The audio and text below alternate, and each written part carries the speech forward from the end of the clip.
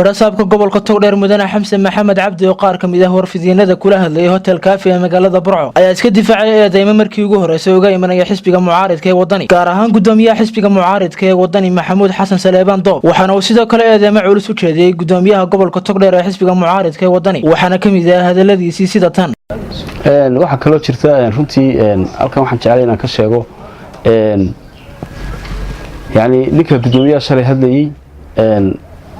hadaladiisii waxa kamid ahaa gudoomiyuhu mucaaradka wuxuu ka xidhay xafiisku ka xidhay intaan gobolka joogay ninkaas laba jeer baan kulanay oo xafiiska igu yimi markii koobaad wuxuu igala hadlay arin shakhsi ah oo isaga khusaysa oo ku salaysan nin ay isku leeyihiin lacag igu ninka hebel baan gudoomiye lacag ku leeyahay oo odayaashii reerka yagaana dhex galay runtii arintaas waxay igu yara noqotay arin aan ka filayn gudoomiye dhan oo xisbi dhan oo macni qaran gudoomiye gobolka ah inuu deyntii uu qofka ku lahaa xafiiskii gobolka uu uga yimaado marka runtii anigu jawaab si waxaan ku riday hada arintu saato odayaalba ku jireen odayaashii idin dhex galay hawshii la sigo sidaas uu iga tagay mar labaadkiina xafiisku igu yimiyo isagoo isla lacagtii uu ninka ku lahaa ka hadlaya markaana waan tilmaamayo waxaan ku riday maxkamadaha dadka u kala qaada lacagta maxkamadda qabo wax maaragtay dan gobolka ah iyo dan mujtamac ah oo ka hadlayna ma jirin labada jeerba labada arinkaasun isla arinka ah ee uu sheegay uu leeyahay cid baan lacag ku leeyahay ayuu ka hadlayay waxaana iga muuqatay runtii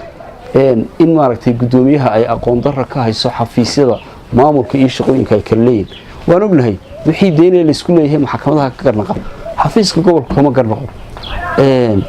wixii dhulal isku haysta dawladda hoose ee maxkamadda baa ka garnaqa marka runtii waxay ahayd in uu maaragtay soo kala fahmo gudoomiyuhu shaqooyinka xafiisyadu ay kala leeyihiin waxaana wanaagsan runtii qofka maaragtay ilaa stage ka soo kala gaaraya noqon loo dooranayo gudoomiye xisbi gobol dhan inuu yahay qof aqoonteeda iyo khibradeeda leh oo xafiisyada iyo shaqooyinka ay kala leeyihiin kala yaqaana runtii dhaliishaasuna waa dhaliil isaga iyo ciddii maaragtay wuxuu diratayba ay leeyihiin oo waxa weeyaan qofku waxaanu khibrad u lahayn haddii loo dirto wuu ku hafanaya oo waxa weeyaan wuu ku hafanaya waxa iska dhexgelaya xafiisyadii dawladda iska dhexgelayo sidaas aad aragtay uu xafiiskii gobolka leeyahay nin baan ku leeyahay $2,000 iga qaada oo aan shaqadii gobolka ba ahayn marka runtii wuxuu baan aaminsanahay hadalkiisaasu